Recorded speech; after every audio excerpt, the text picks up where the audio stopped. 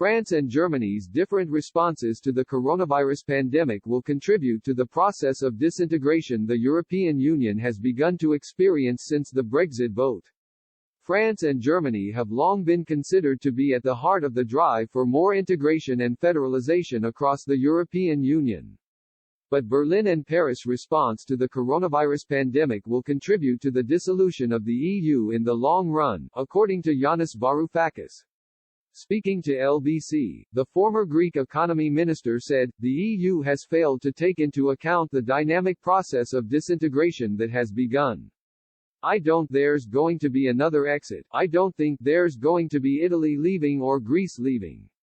I don't think that's going to happen. The worst threat for the European Union is an under-the-surface, slow deconstruction. Already, we're seeing it. France and Germany, their economies are moving in opposite directions. The German economy is recovering very fast from the pandemic, the French economy is not. The North and the South are becoming different continents, the East and the West." He added, "And you already have a renationalization of many policies in the context of the European Union which is shifting further and further away from any federation." Mr. Varoufakis suggested the shifts taking place among member states has elicited the fear of European leaders that the Union will become irrelevant. He continued, "I remember some years ago, I was in Moscow and I was walking down the street and I noticed a building that said the Commonwealth of Independent States.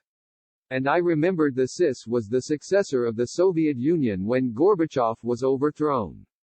They created the CIS. That has a building, it exists, it was never disbanded. The greatest fear of the European Union is that it's going to become irrelevant." EU member states have already begun to experience considerable differences because of the coronavirus pandemic and members starting to diverge from common values.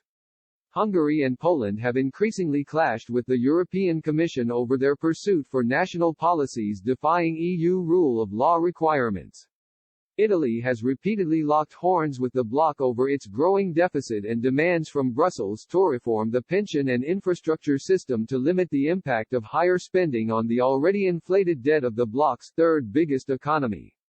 Discussions on the Coronavirus Recovery Fund last year threatened to cause additional splits in the bloc as northern and southern states traded barbs on the distribution plans.